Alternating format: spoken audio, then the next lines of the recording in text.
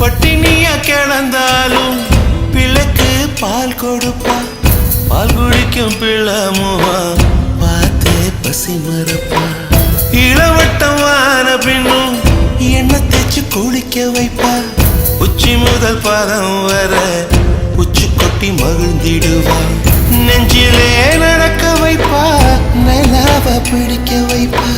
பிஞ்சு வீரல் நகம் கடிப்பா, பிள்ளையச்சில் சோறு தின்பா.